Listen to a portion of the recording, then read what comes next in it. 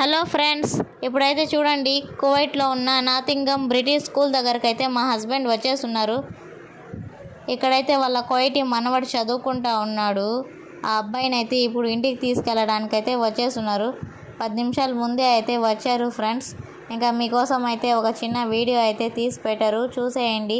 ఇంకా చుట్టూ ఎలా ఉందో అదే ఫ్రెండ్స్ కనిపిస్తూ ఉంది కదా, అదే అన్నమాట స్కూల్ అయితే.